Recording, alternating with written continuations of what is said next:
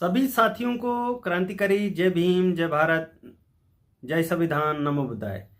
साथियों, पिछली कड़ी में हमने बात की थी सिद्धार्थ गौतम की कि जब उनको ज्ञान प्राप्त हो जाता है तो अब वो बुद्ध हो जाते हैं।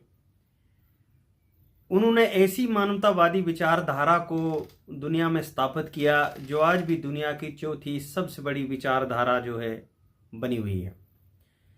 बुद्धा ने महानिर्वाण से पहले कहा था कि आपो दीपो भवा, यानी आपने किसी भी भारी शक्ति पर निर्भर नहीं रहना है, स्वयं से ज्ञान प्राप्त करके अपने जीवन का आपने उद्धार करना है, क्योंकि दुख आपने दिए हैं, दुखों को आप ही खत्म कर सकते हो। समस्याएं आपकी हैं तो समाधान भी आपको ही करना होगा। दुनिया में या भारत के अंदर बहुत सारी दो चीज़ों को लेकर बहुत संकट में हैं लोग, बहुत परेशानियों में है कि धर्म और धम्म एक है या अलग अलग है। धर्म जो है वो संस्कृत भाषा का शब्द है और धम्म जो है वो पाली भाषा का शब्द है। भारत के अंदर धर्म का मतलब है व्यक्तिगत मर्यादाएं, धार्मिक कर्मकांड, धार्मिक अनुष्ठान, पशु बलि, आत्मा परमात्मा और पुनर्जन्म, वर्ण व्यवस्था पे विश्वास रखना, ईश्वर में विश्वास रखना, और कोई भी चीज़ धर्म के नाम पर या हमारी जो व्यवस्था बनी उस पर प्रश्न नहीं उठा सकते आप। आपने सिर्फ उसको फॉलो करना है, आपने उसको मानना है। भारत के अंदर ऐसी व्यवस्था है कि ईश्वरीय शक्ति या जो सदियों से चली आ रही परंपरा है उस पर आप सवाल नहीं उठा सकते। दूसरी तरफ धम्म, जिसको धम्मा कहा जाता है।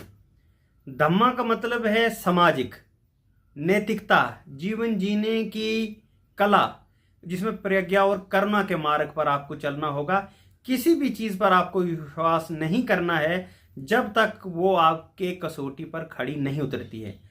आपको तर्क के आधार पर, अनुभव के आधार पर उसको अपने जीवन में ढालना है और उसके बाद जो है आपने सत्य की खोज करनी है, जानना है और फिर उसको मानना है। इसलिए धम्मपाद में बुद्धा कहते हैं कि ऐसा धम्मो सनातना, यानी जो सदियों से चली आ रही शाश्वत है वही सनातन है, पहले भी था, अब भी है और आज भी है। लोग धर्म से भी, धम्म से भी धर्म की तरह ये अपेक्षा करते हैं, इसलिए वो निराश हो जाते हैं, क्योंकि लोगों को चाहिए आत्मा परमात्मा, पुनर्जन्म के सवाल हैं उनके जीवन में। पिछले जन्मों के कर्मों के आधार पर जो वर्तमान आपको जन्म मिला है उससे मुक्ति कैसे मिले आपको।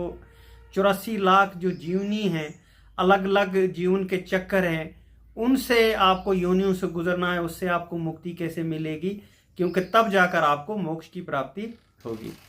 दूसरा है कि जो ब्राह्मणवादी या जो हिंदूवादी विचारधारा है, जो आज अपने आप को सनातन भी कह रहे हैं, वो कहते हैं कि ब्राह्मण धर्म, यानी जिसके आज हिंदू धर्म कहा जाता है, उसमें और बुद्ध धर्म में कोई भी फर्क नहीं है। दोनों का सिद्धांत जो है वो कर्म आधारित है। मैं आपको बताता चलूं कि विज्ञान ये कहता है कि बच्चा जो है अपने माँ बाप के गुण लेकर पैदा होता है और इसको हेरिडिटरी कैरेक्टर कहते हैं। इसमें एक डीएनए का फ्रेगमेंट्स होता है, छोटा सा भाग, जिसके अंदर जीन्स होते हैं, क्रोमोसोम, जो कैरी फॉरवर्ड करता है एक जनरेशन से दूसरी जनरेशन के लिए। इसी से बच्चे के हाव भाव, उसका स्वभाव, उसके बालों का रंग, उसकी स्किन का कलर जो है वो निर्भर होता है। कई बार तो बच्चे का स्वभाव और उसका शक्ल जो है वो दादा दादी और नानी नानी पे भी जाती है, क्योंकि जीन जो है ये पीढ़ी दर पीढ़ी जो है वो चलता रहता है। तो दूसरी तरफ वो व्यवस्था जो ये कहती है कि पिछले जन्मों के कर्मों के आधार पर आपको वर्तमान जन्म जो है वो मिल सकता है, यानी कर्म आपके अच्छे हैं तो फिर आप उच्च योनि में पैदा हो सकते हैं, ब्राह्मण, क्षत्रिय और वैश्य। ये भारत का सिद्धांत है, दुनिया में ऐसा सिद्धांत कहीं भी नहीं है। और अगर आपने बुरे कर्म किए हैं तो आप निचली योनि में, पाप योनि में पैदा होंगे, यानी कि शूद्र, अति शूद्र और महिलाओं में आपका जन्म होगा। अब बुद्धा ने इस कर्म के सिद्धांत को सरे से खारिज किया। बुद्धा का जो सिद्धांत है वो तत्कालिक है, इसी जीवन का है, क्योंकि वो आत्मा को नहीं मानते हैं तो पुनर्जन्म पर वो यकीन नहीं करते हैं। उन्होंने कहा कि उन्होंने पदार्थ और कि चीज को बनने का सिद्धांत दिया है, ऊर्जा के बनने का सिद्धांत दिया है। उन्होंने कहा है कि मनुष्य का जो शरीर है ये 4 तत्वों से बना है और चारों तत्व फिर से जो है प्रकृति में लीन हो जाते हैं और उसके बाद वो दोबारा कोई तत्व बन जाता है। इसलिए उन्हें कार्य और कारण का सिद्धांत दिया। उन्हें चेतना को उजागर किया है, उन्हें फ्लो कहा है, एनर्जी फ्लो, आपके शरीर में अंदर एनर्जी है जो काम करती है, इसको लॉ ऑफ कॉज इफेक्ट कहते हैं। अब बुद्ध का सिद्धांत जब पूरी दुनिया में उसकी विचारधारा फैल गई तो भारत के अंदर भी सम्राट अशोका ने बुद्ध धर्म को अपनाया और बुद्ध धर्म को उन्होंने जब राज धर्म घोषित किया और पाटलिपुत्रा में तीसरी बुद्धिस्ट काउंसिल भी उन्होंने की, ताकि जो बुद्ध मत थे, बुद्ध गुरु जो थे या भिक्षु थे, उनमें जो मतभेद पैदा हो रहे थे उसको खत्म किया जा सके।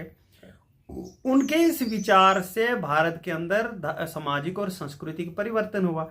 उन्होंने भारत के अंदर पशु बलि पर रोक लगा दी, बहुत सारी कल्याणकारी योजनाएं जो है लोगों के लिए खोली, सड़कें बनवाई, कुएं खुदवाए, सराहें बनाई, हॉस्पिटल बनाए और 84,000 बौद्ध स्तूपों और शिलालेखों का भी निर्माण करवाया। अपने राज्य में पाषाण स्तंभ गड़वाए, चट्टानों पर बुद्ध के धर्मोपदेश लिखवाए ताकि लोगों को समझने में आसानी हो।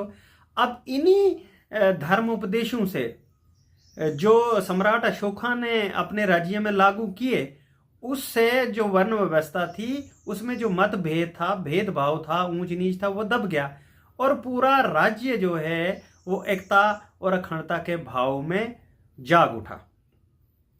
अब सम्राट अशोका की मृत्यु के बाद बुद्ध धर्म का डिक्लाइन होना शुरू हो गया, मौर्य साम्राज्य का भी डिक्लाइन हो गया, क्योंकि मौर्य साम्राज्य के आखिरी राजा बृहदत्त मौर्य की हत्या उनके सेनापति विश्वामित्र शुंग ने छल से, बल से, कपट से की एक सैन्य परेड के दौरान सबके सामने कर दी और उन्होंने शुंग वंश की स्थापना की। अब विश्वामित्र शुंग के जो गुरु हैं महर्षि पतंजलि, उन्होंने वैदिक धर्म को पुनः भारत में स्थापित किया, धार्मिक कर्मकांड, धार्मिक अनुष्ठान, पशु बलि को उजागर किया और साकेत के अंदर 2 अश्वमेघ यज्ञ भी किए। और उन्होंने एक सुमित भार्गव नाम का एक विद्वान से उससे मनुस्मृति लिखवाई और ब्राह्मणवाद को पुनः भारत में उजागर किया, स्थापित किया।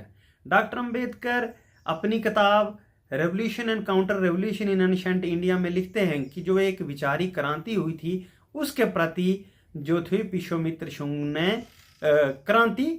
उसके प्रति क्रांति उन्होंने की।